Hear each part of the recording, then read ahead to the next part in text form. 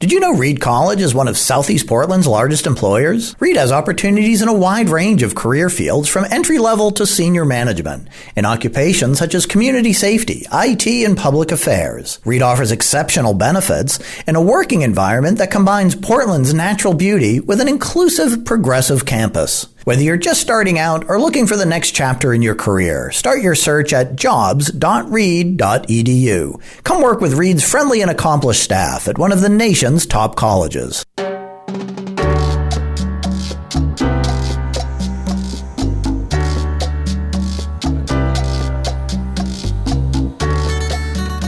This is Find Your Dream Job, the podcast that helps you get hired, have the career you want, and make a difference in life.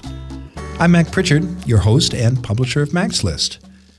I'm joined by my co-hosts, Ben Forstag, Becky Thomas, and Jessica Black from the Mac's List team. This week, we're talking about why it pays to take risks in your career.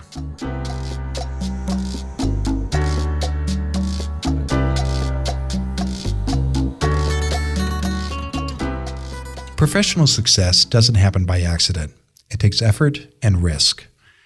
This week's guest expert is Joymarie Parker, co-host of the Joblogues podcast.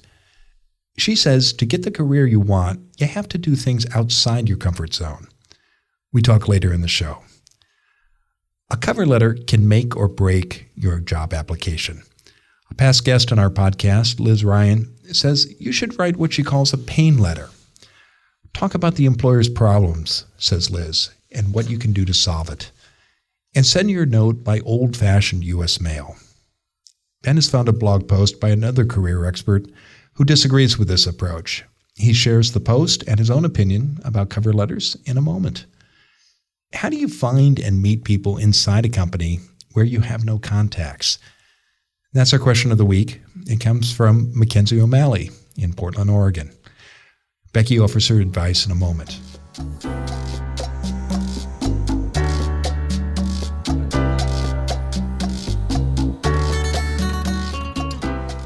First, as always, let's check in with the Mac's List team. So we're all at different points in our careers, though I suppose Jessica and Becky, you're have about the same number of years of experience, and Ben, you have a few more years, and I'm definitely the longest in tooth here around the table. A few more years than that, yeah. But along the way, we've all taken our share of professional risks, and I'm curious. Tell me about one of the biggest chances you've each taken in your career, and how has it paid off? I can go first. Yeah, jump in, Jessica. I guess I don't know if it counts as a big risk, but it was pretty risky, especially at the time. I've done this a couple times, working for free, essentially, or not doing work, unpaid internships or various things without having another source of income at the same time, and kind of hoping. Not even unemployment benefits. No. Okay. Yeah. And they were short term, and I had some savings a little bit, and I cut down all my expenses a lot. Sure. But sometimes you don't always. I'm an eternal optimist. I know I've said that before, but I always think everything's going to work out, and that I'll take this unpaid internship for 3 months, and then right after that I'll get a real job, and I'll be able to pay my bills, and it'll be fine. So it was risky in that way, knowing that I will be able to pay for it later. But I've definitely gotten myself into trouble a few times of having that length of time of not having the source of income coming in a lot longer than I hoped, expected it to be. And so that was definitely risky of taking that big chance that I wasn't going to be able to have any money coming in. So that was the risk. What were some of the benefits? Did it lead to new opportunities? Or it new did. Connections? It really did. I mean, I'm here now. I am being paid, which is wonderful, and I survived and all of that stuff. It did pay off, and I built a lot of skills, and I made a lot of great contacts partially because I was doing a lot for free, and I took showed my initiative and I showed my work ethic that way, and it did pay off in that other people noticed, and they supported me along the way as I exited those internships and volunteer experiences, and they saw the work that I was doing and helped me beyond that to make new connections outside of just them. So it did work. Good. I resonate with that a lot because I talked about this in the last episode. I left journalism as like my initial career and didn't have like a new job lined up. Yeah. And I think that sort of like survival mode makes you really hustle and really like go beyond what you would if you didn't take that risk. Yeah, and I'm definitely that person too where like I need the stress, I need the pressure. I can't just look for a job while I'm comfortable, it definitely resonates too. Yeah, same. I think that's definitely important. And then also like, because you did good work, like, because like I had so many like wonderful contacts from my like community newspaper experience. Like all these people in the community were like, oh, we love you. Like we want to help you. Like my brother lives in Vancouver and he knows people in Portland. And I like got breakfast with these people. They became like my Portland aunt and uncle, you know, like it makes a huge difference. Things. And so like you sort of like work as hard as you can, you jump in and take that risk and you see what happens on the other side. Yeah. And people do support you. They do support you. It's a good lesson. Yeah, and I know you talked about this in a previous episode, Becky, but you left a job as a reporter for a weekly newspaper and moved to a new state, Oregon, and you took a job, you needed to pay your bills, and we've all been there, and you took a job at a call center. Yeah. Yeah, so that was a big change. Yeah, and you have to definitely change your lifestyle and be humble and be willing to take a less glamorous job in order to sort of move forward and keep creating opportunities for yourself. Yeah, do whatever it takes. And sometimes those things that you think are random that you may do just to make some money on the side turn out to give you a connection as well, or give you a skill that you didn't even think would be possible. You just never know. Yeah, totally. But your goal was to get here and to change careers and get out of journalism, and you've accomplished that. Yeah, here I am. Yeah. Sitting here with you guys. Yay. All right. How about you, Ben? What biggest risk, biggest payoff? I guess I would say in general, I'm following the same script as Becky and Jessica here, where I'm someone who really gets kind of trapped by inertia a lot of times. Like several times in my professional life, I've had a job and like I've not been happy there, but it pays me a good paycheck. I'm relatively okay here. It's secure. And so like I kind of get trapped there even if I'm increasingly unhappy with the experience. And so what I found is kind of like Jessica, like I have to put my feet in the fire by literally like jumping and hoping something good is going to happen. And it's always worked out. I've done this a couple times. Most of these experiences I think I've shared on past shows, but as I think about them now, I think that was... I'm pretty reckless sometimes. So like I announced to my boss that I was quitting in 4 months. I just told her like, this is going to be my last day in 4 months. And I'm gone. I'm basically committing myself to leaving the job. And that was when I was going to move to Portland. I did a similar thing when I moved to Spain. I just asked my boss, like, I want to transfer. I want to go to Spain. I didn't speak a lick of Spanish. I just wanted to go try something different. You were working, I think, were you in D.C.? No, I was working in rural Pennsylvania at the time for the YMCA, but I asked for a transfer to the Spanish YMCA. And it's a big change. It was a big change. But it happened. You got that job, didn't you? Yeah. And then... and you made it work. I did, yeah. And then my most recent experience, the job I had before coming to MaxList, I was not very happy at. And it got to the point where I just realized I had to quit my job in order to like give myself the room and the energy to find something else that I wanted more. And, that's a tough call when you've got a wife and a child and another kid on the way. And fortunately, I was in a situation where I could afford to do that. And I had the support from my wife to do that. It's just like taking a leap of faith that this is going to work out and I'm going to make something happen. And I guess in my life, I've been fortunate enough that things have happened. Yeah. Well, I've moved to new cities 3 times, and I know everybody around the table has moved to at least one, probably several cities. 2 of you moved overseas, you, Jessica, and Ben. I think another big risk, but by taking that risk, moving to a place where often I didn't know anyone, there were so many doors that opened for me and so many professional opportunities that became available, and that was the benefit. But it's hard, and you need to have if you're in a relationship, your partner has to be there for you too. So I'm grateful that I've always had that. That is really nice. And, I will say that I didn't have a partner during my stroke, although my parents supported me a lot. But, you find ways to just make it work and, live for free or live off of tuna fish, sandwiches or whatever it is. Like I've been there. Yeah, right? Last week when my wife was out of town. I'm not sure that's a hard luck story, Ben. Yeah. Yeah, that's not exactly what I meant. All right. Well, we'll talk more about this with Joymarie. I know she's got great insights about what's involved in taking risks, but also the benefits as well. That's right. But let's turn to you before we get there, Ben, because you're out there every week poking around the internet, looking for tools, books, websites our listeners can use in a job search and in managing a career. So what have you uncovered for us this week?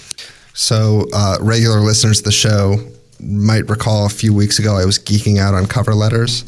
And this is becoming like resumes. Yeah, that trend continues. My wife was actually asking me, we were watching TV, but I also had my head stuck in a smartphone. And she's like, what are you looking at? I was like, I'm just reading about cover letters.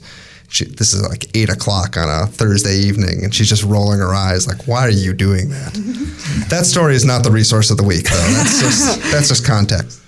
So this resource comes from the Ask a Manager blog, which is done by Allison Green, who I've also referenced some of her other content in the past. And it's all about pain letters.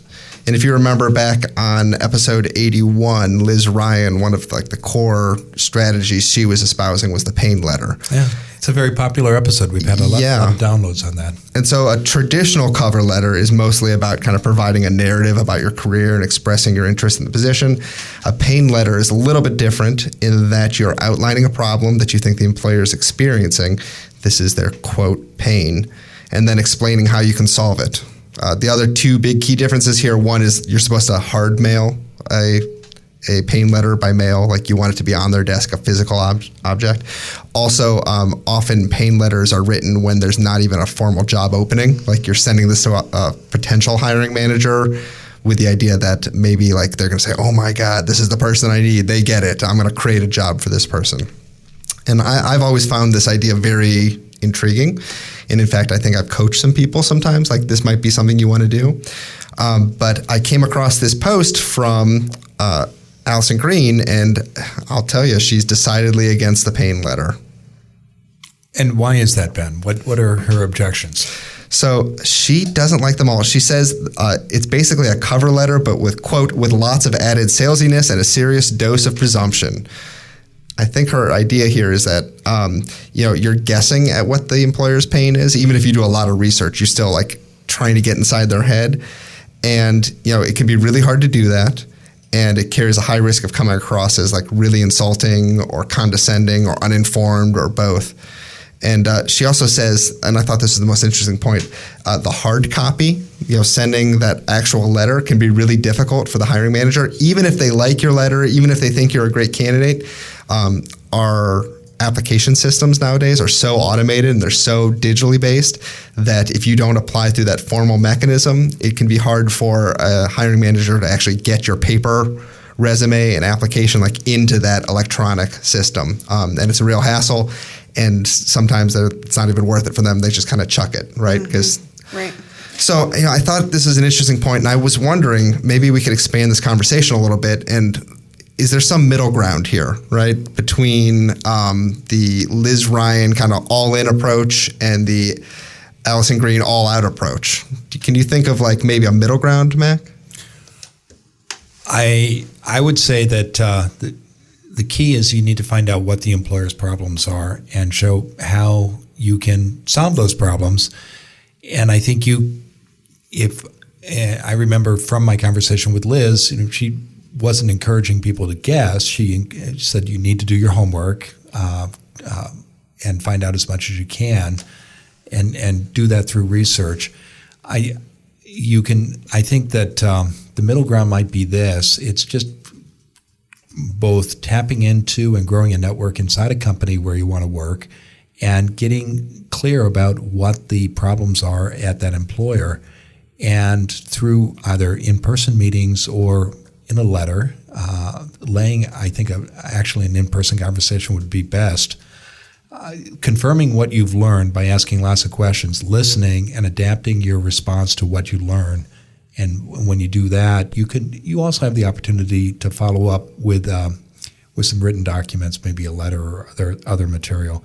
But I think, and I haven't talked to either one of them about this, but I have to think they would both agree, Allison and Liz, that the key here is to understand the employer's needs and show how you can address them.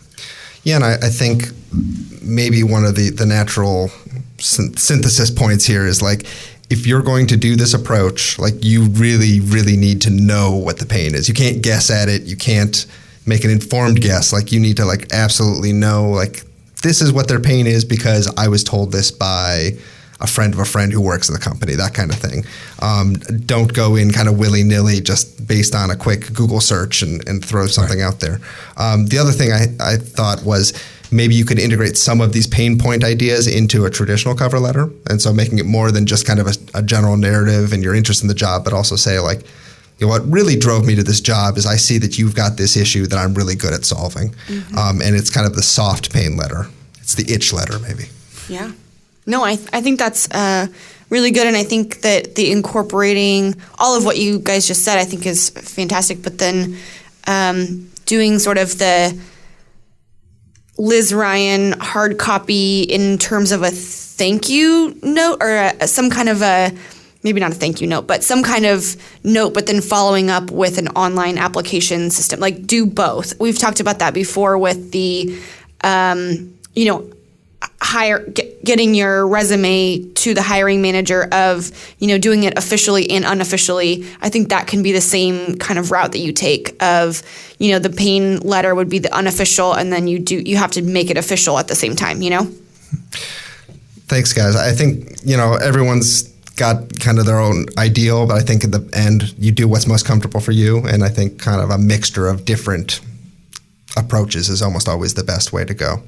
So if you are like me and you're sitting around Thursday evenings at 8:00 and you're not really interested in the television that's going on, check out this link. It's again, Do Pain Letters Really Work? It's from Allison Green's Ask a Manager blog, and we'll have the full URL in the show notes. Okay.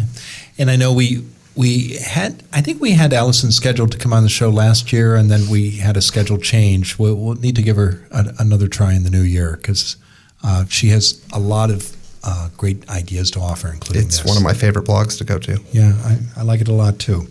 Well, thank you, Ben. And if you've got a suggestion for Ben, please write him. We'd love to share your idea on the show. Ben's address is ben@maxlist.org. Now let's turn to you, our listeners, and Becky is here to answer one of your questions. So Becky, what's in the mailbag this week? So this week's listener question came in via email. It comes from Mackenzie O'Malley of Portland, Oregon. She says, I would love to explore the possibility of potentially working at Under Armour's recently established Portland-based office in some kind of administrative role, of which I have 3+ years of experience, primarily in nonprofit settings, but I do not have any direct contacts or even potential connections via LinkedIn. I was wondering if you had any additional advice, insights, or individuals in mind that I could possibly connect with to see if I could even get a small foot in the door with the company. Mackenzie, good question. I love how specific you're being. It gives us a lot of context to give you advice. And this is a tough one when you don't have any sort of direct or even maybe secondhand connections to those folks. And I would definitely double check and make sure you don't have any even second tier connections in LinkedIn. If you can have anybody, even an acquaintance, introduce you to somebody, that will be better than sort of a cold informational interview request or something like that. So definitely double check on LinkedIn, but it sounds like you've already done that sort of initial research. So one of my suggestions would be to think about industry events. Under Armour is definitely like a sort of hot company right now, especially in Portland. They just opened a new office, as you mentioned. So see if there's any events that are maybe hosted at their facility, if they're going to be attending, or like, a representative will be attending some sort of networking event that you could check in on and meet somebody who works there.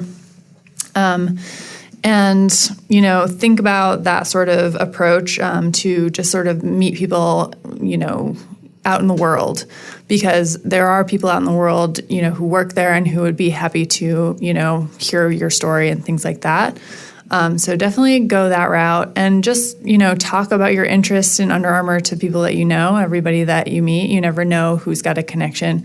A lot of times, even like personal connections, like people who aren't professional people in your networking community, they might know somebody. Ask your aunt and uncle, ask your neighbor. You never know. Just sort of be open about your goal, because it's a totally legitimate goal, and it sounds like you're sort of in a place where you could get in there. So just keep being diligent and keep sort of thinking about ways to meet folks at that company out in the world, stay active in that industry, and just sort of like become known, be helpful, volunteer where you can in the industry, join groups that are within that industry, and you'll get in there. You'll start meeting people, and you'll make yourself known. So. Any other thoughts, guys? Well, I think that was really comprehensive. I think that you covered a lot of it, but I do want to just note, Mackenzie, that I think what you've done here with emailing us directly to ask for support, I think that is really good, kind of referencing of talking to everyone and asking for connections. I think that's a really good route of talking to people that you think might have connections somewhere, or that are, far along in their careers and have a lot of connections, reaching out to your network. Because I think that's always the scariest part, is when you are looking for a job, it can be very isolating. And it's easy. I know for me, I'm not very good at that side of things, of asking for help or telling people about what I'm doing or what I am looking for. And I think that it always helps. And so I'm just kind of reiterating what you said, Becky, and just kind of commending you for reaching out to us, even though we may not have. I know I definitely don't have any personal connections there, but I think that, like Becky said, informational interviews, talk to people that volunteer there or in other capacities related to that can help you get a foot in the door and kind of don't give up. Stay really tenacious and stay striving for that. And, also don't give up striving to work for Under Armour, but also maybe look at other sporting goods companies or other related industry companies, organizations that will give you those skills that you can build off of and eventually get to Under Armour. But it may not be that first step, but I think, building up. Okay. Ben, looks like you have a thought. Yeah, so we had a similar question a couple months ago about Nike. And it makes sense because Portland is kind of blessed being the North American headquarters for several large athletic brands. I think Under Armour is actually based in Baltimore, but they've got a big office here as well. But we've got Nike, we've got Columbia, we've got Adidas. They're all in Portland. So the good news here is a big company like Under Armour is going to have an HR department that is tasked, amongst other things, of finding talent. So you've got a natural contact point there. I would go on LinkedIn. I would search for Under Armour in Portland and start digging through profiles and see if you can find a contact in HR, a recruiter, or someone like that. That's the easiest entry point there if you're looking for a job, and they'll pretty quickly be able to tell you if you've got the skills they're looking for right now. The other option here is if they don't do recruitment in-house, they use an outside agency for staffing. Do a little research and try to find out who their staffing agencies are, who they're using to find talent, and go approach those folks and say, hey, this is my goal. I want to work for Under Armour. Here's my skill set. Are there any openings right now, or keep me in mind if the right kind of opening opens up where my skills could be used. So I think it's a little bit easier than when you're talking about like a small organization or a small nonprofit. Big companies like this have folks and vendors whose sole job it is to make the contact with the right candidates, and those are the people you should be reaching out to. Good point. Yeah, I would also say all the advice we're giving here, while it's specific to Under Armour, could be applied to any company in any town. Absolutely. So keep those principles in mind. And Becky, just a huge shout out for bringing up the value of telling people, friends, family, acquaintances, neighbors, that you want to work at a particular company. Because I think about, we're recording this in August, at our June event, one of our panelists was a lady who worked for a association here in Oregon, but her dream was to work for Mercy Corps International, which has its headquarters in Portland. And she shared her story about how she told people for 2 years that she wanted to work there, and a neighbor's It was brother, like five connections do you deep. remember the story, was, Jessica? It was something like her mom's neighbor. No, it was like her mom's coworker's brother's neighbor or something like that. It was worked in finance at Mercy Corps and said, "Well, I'll meet with you." Right. And she had a completely different skill set, but they had a conversation. He was impressed. He said, "Well, coincidentally there's an internship coming up. Maybe you should apply for that." And she did, and that through that connection, he was able to support her. Yeah. So I don't think don't discount the value of that. And then 3 quick tactical tips, and you touched on this as well, Becky. Every industry has an association where people hang out, and go on Meetup, find out, in this case, what the sports apparel groups are on Meetup in the Portland area or nationally. And I guarantee there were Under Armour people coming to those meetings. Also, secondly, go ahead. Along that same line, sometimes when you're looking on LinkedIn and you find someone on LinkedIn, you can see which groups they're in, and sometimes there will be some local events and that sort of thing within those groups as well, and kind of position yourself well there too. I like that. Yeah. Second quick tactical tip is you may not know anybody at Under Armour, but maybe you know somebody else in the sports apparel industry on LinkedIn who's a first or secondary contact who works, say, at Adidas or Nike or one of the other companies in the region. You can ask them in an informational interview if they know anyone at Under Armour, and that could be your introduction. And then finally, I know I've talked about this before, don't discount the value of your university alumni database. Dig into it, see who works at this particular company, and if you're an alum, they will make time to see you and give you an informational interview. And employers go to colleges when they're looking for talent, especially if they have to make a lot of hires, which a company like Under Armour, who's new to town, is doing. They go to colleges and look for talent there, and the career services office there might be an inroad to get there. Well, great. Well, thank you all. Terrific advice. And thank you, Mackenzie, for the question. If you've got a question for Becky, please send her an email. Her address is becky@maxlist.org. You can also call our listener line. That number is area code 716-JOB Talk, or send us a tweet. Our Twitter handle is @MaxList. If we use your question on the show, we'll send you a copy of Land Your Dream Job Anywhere. And we'll be back in just a moment. When we return, I'll talk with this week's guest expert, Joymarie Parker, about why it takes... We'll be back in just a moment, and when we return, I'll talk with this week's guest expert, Joymarie Parker, about why it pays to take risks in your career. Reed College is one of Southeast Portland's largest employers. Reed offers competitive salaries and exceptional benefits on a campus that combines architectural and natural beauty with an inclusive, progressive work environment. If you're looking for jobs in Portland, consider joining Reed's friendly and accomplished staff, like Taylor Smith, Associate Director of Computer User Services.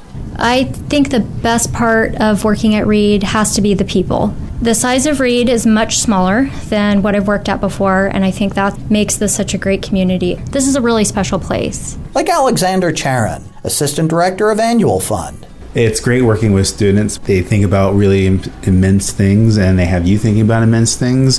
And that really is great, because in advertising, I didn't think about anything immensely except maybe, stress and stuff. Whether you're just starting out or looking for the next chapter of your career, begin your search at jobs.reed.edu. That's jobs.reed.edu.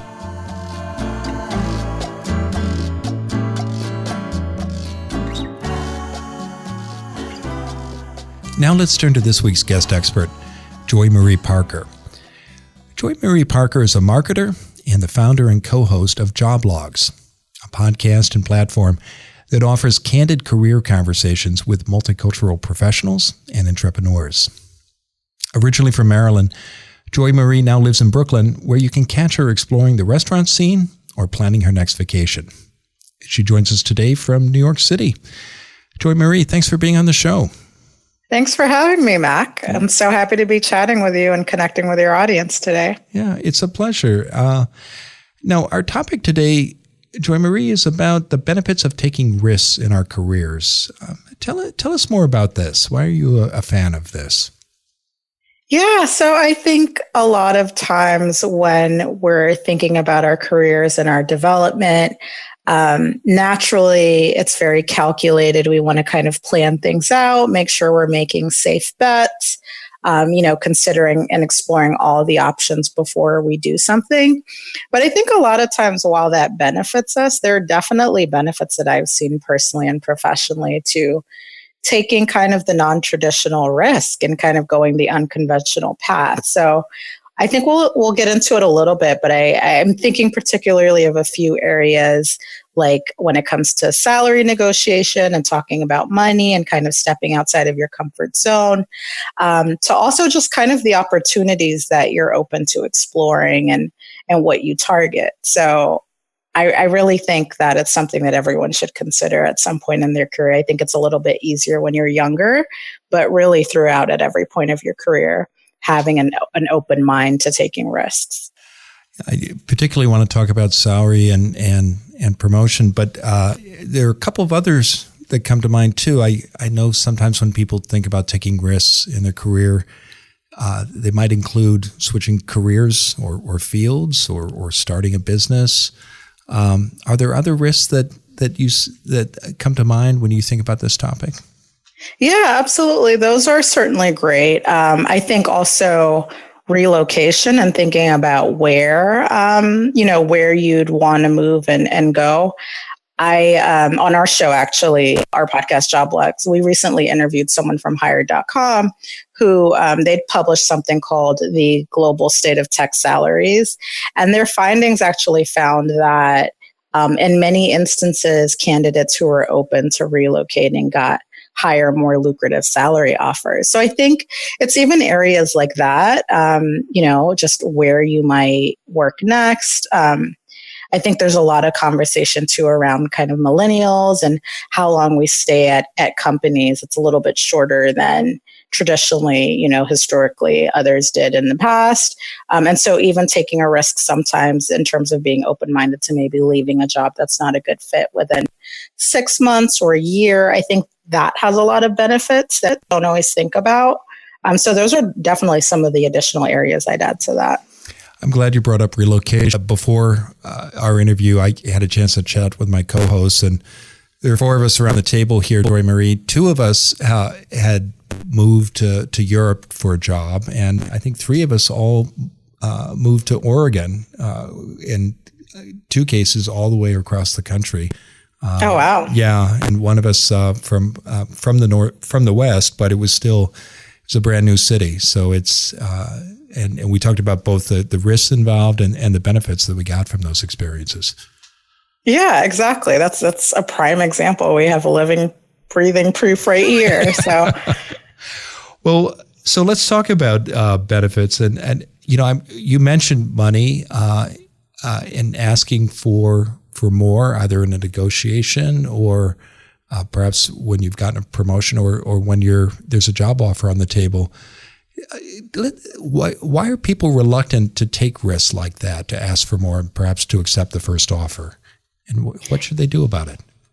Yeah, I think there's certainly a lot of reasons for that. And when you start to, take a look at the breakdowns between women and you start to look at ethnicities and racial backgrounds and things like that, I think there are a lot of institutional reasons. I do think a lot of it has to do with just education and awareness. So many of us, didn't grow up knowing or realizing, I guess, that you could negotiate your salary, or that was even something that was up for discussion. And so I think the more transparency and the more we have conversations like this, where, we're just open about the fact that, one, you always should be negotiating your salary and kind of like, really taking a look and recalibrating your worth based on the new opportunities in your experience over time. The more we have those conversations, the more empowered, hopefully, others are to do the same.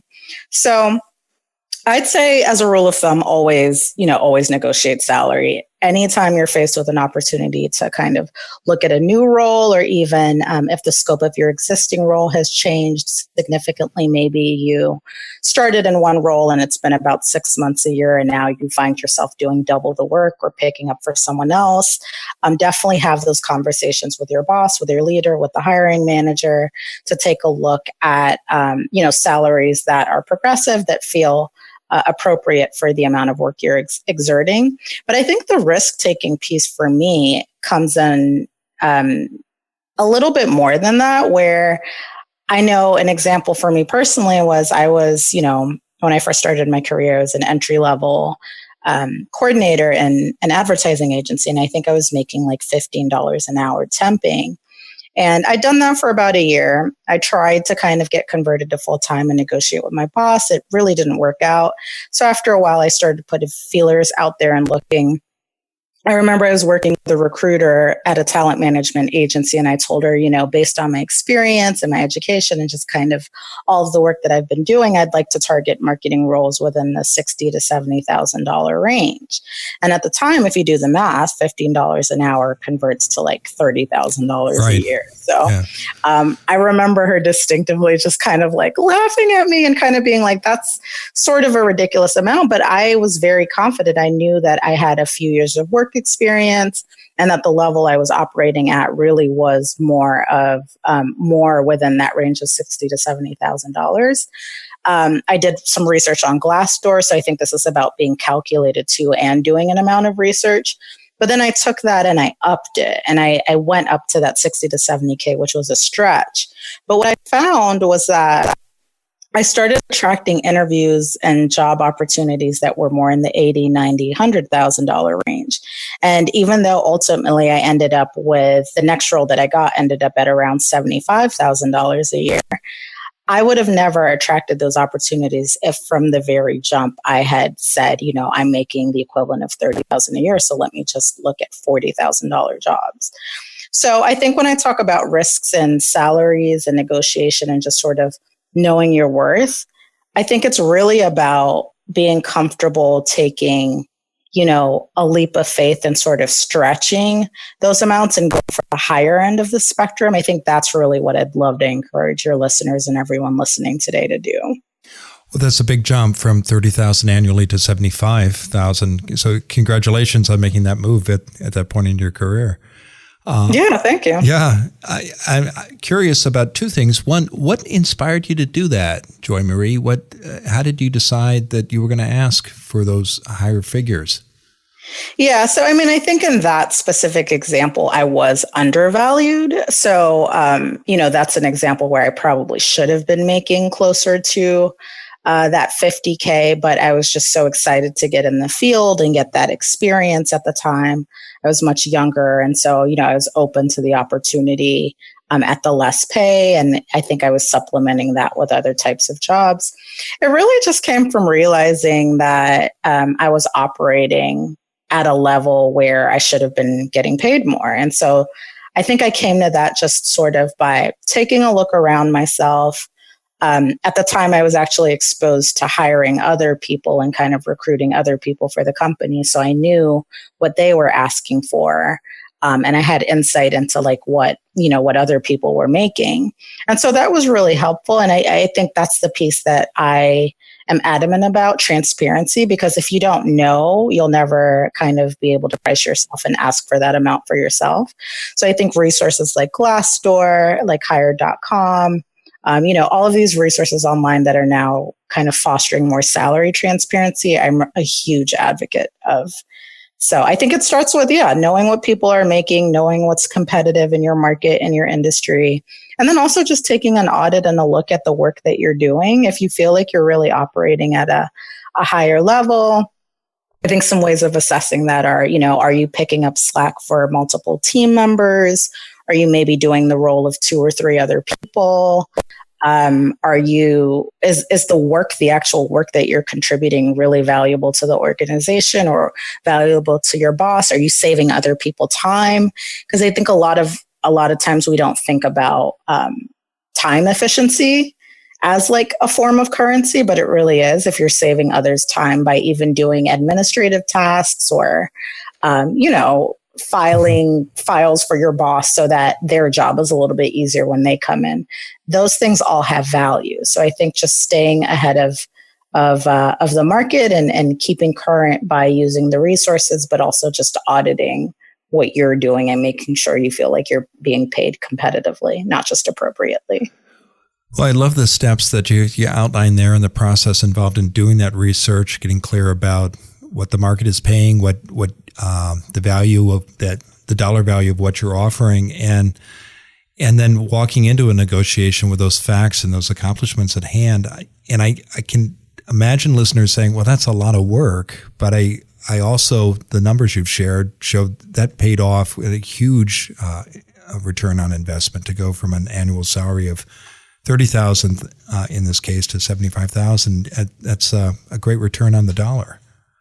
Yeah, it is a lot of work, but if you want the salaries and you want more money, you have to kind of show that value, like you said. So I think you have to be willing to do that work, but ultimately it's a work that's an investment in yourself, because, as that salary raises for yourself, you continue to be able to demand more. So if you're in an environment where, you get a raise, I would say the majority of raises are typically percentage based, right? So it might be something like a 1%, 2%, 5% raise. If your base salary is low, then that percentage, over time, it's compounded, it's an effect. So the more that you negotiate these things for yourself, and really should be building it into every development conversation with your boss, every opportunity when you're transitioning a role, just thinking about how you can continue to progress in that salary so that over time, your raises and everything associated with that salary rise as well. Well, let's talk about other risks besides asking for more money. What are some other risks that come to mind, Joymarie? I think we talked about switching careers, for example. How do you recommend people prepare for that? And then what are typical risks involved and how should people manage those risks? Yeah. So I think switching careers is very interesting. I think you have to take a look at what exactly you want to focus on switching. So you can always switch industries, which is what I did in that example I shared as well, which is also why I was able to command a higher salary. I switched to a different industry. You can switch functional roles. So you can switch like the scope of the actual work you are going to be doing and what you're going to be contributing. And depending on what kind of switch you're making, that's going to kind of inform how you prepare. So if you're taking a look at switching industries, which is something I, encourage people to do when it makes sense, especially when you're younger in your career, just to get a feel, whether at the internship or entry level, of different industries and how they operate. When you're switching industries, I think it's a little bit easier because your role, what you're functionally contributing to the organization, could be the same. So as an example, if you are, a marketing professional like I am, marketing is something that exists in finance, it exists in law, it exists, in medicine, it exists in every type of industry. So it's really taking a look at what are my transferable skills, whether I was a marketer on the advertising side and am now looking to be a marketer at a nonprofit that deals with healthcare. what are the common skills that I can take from job A, like, my ability to take a look at competitive trends and bring that back to my company and tell them why it's relevant and what we should be thinking about. Or, my ability to do research and pull insights that are relevant to the organization.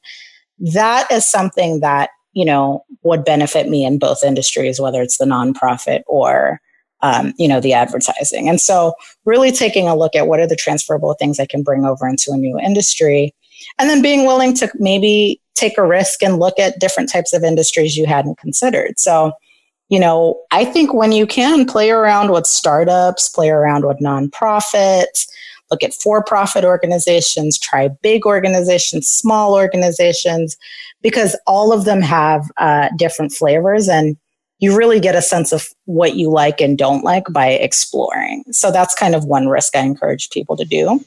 And then the second is when you're transitioning your actual job roles. So that's, your function. Maybe I have been a marketer, but now I want to, get more into like law or the legal field. That is an inherent difference. So I think it's a little different there to transfer this day-to-day skills. But ways I can sort of start to make that transition and do that research is by talking to people that are in, our lawyers in the legal field, connecting with them, maybe connecting with people in a graduate program that I'm interested in potentially applying to, and asking them about their experience, how they studied, how they prepped, how they were able to land opportunities, and then kind of developing a roadmap for myself and for my career based on what I'm hearing them say. I can also shadow people. I could do apprenticeships. I can reach out for informational interviews with people that are already in that field and do that job, and see, what things I can start to even dabble and sort of dip my toe into, even if I'm not ready to kind of go into it head on. And then what you can start to do is just start to bring elements of that role potentially into your existing job and industry and do a slow transition, or make more of a drastic transition, like, going to grad school or something like that. So those are two examples that I'd say. Those are great examples. I particularly like the detail in your second example. Are there risks that people should avoid in their career? Things that we should absolutely not do? I do think so, yes. I do think that when possible, trying to avoid risks that include burning bridges. So I'm not a proponent of if you're in a negative work environment, just sort of leaving on a bad note, telling everyone how you feel about them, and kind of burning your bridges. I don't think that is the way to go, because in my experience, you always run into people that you used to work for, whether it's through a third or sixth degree connection. And so you never want to burn bridges. I think that's always a risk to avoid. And I also think some risks, as you start to look, we all have bills to pay. And so that's a very real thing too. And so making sure that the risks aren't going to adversely impact you in terms of your ability to just survive, pay your bills, get food, support yourself. I think some risks, you can develop a plan for. If, for instance, you want to go back to school and you know that you're not going to be making money while you're in school, you can take a look at a savings plan while you are currently working to build up to that. Or maybe if you have a support system like a family or a spouse, significant other that can help you out, that's a conversation that the two of you can have together. But, you don't want to go into something like that blindly without having that plan in place. And so I do think it's important to be calculated to a degree. Don't burn bridges. Where possible, try to avoid risks that'll very adversely impact you financially and just your ability to kind of survive on a basic level. And then I'd say also just being cautious of taking a risk for risk's sake, if that makes sense. It does. So yeah. I think a lot of times a smart risk is staying put. A smart risk can be saying, you know what, I really want a new job. I want that higher salary, but I'm going to tough it out for 6 months at this job because I know that it's going to give me healthcare benefits and some great experience, and also give me time to, find my footing and figure out what industry I want to step into. So I think sometimes a smart risk is also just kind of taking no risk. Okay. Well, Joymarie, it's been a great conversation. Now tell me what's next for you. Yeah, so I will continue to co-host Joblogues. That is my career show that I co-host with a good friend of mine, Courtney Cleveland. It's really fun. We have a lot of great segments and some exciting content coming up for the remainder of the year. So you can check us out on iTunes, joblogs.com, at Joblogues everywhere around the web. But we really love what you guys are building here, Mac. And so thank you so much for having us. And I think that if your audience loves this kind of professional development, personal development content, they'll really like our content as well. Well, I've listened to a number of your episodes, and it's a great show. I encourage our listeners to check it out. And I hope next year we can get Courtney to come on our show as well. Yes, that'd be awesome. Yeah. Well, you mentioned your URL. It's joblogs.com. And I know people can also find you on Twitter and Instagram, where you have the same handle. It's at Hey Miss Parker, and that's 2 R's at the end of Parker. That's right. Okay. Well, Joymarie, thanks for being on the show today. Thanks, Matt. Take care.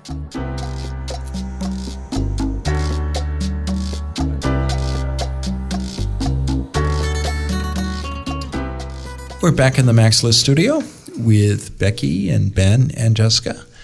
What were some of the key takeaways you all heard in my conversation with Joymarie?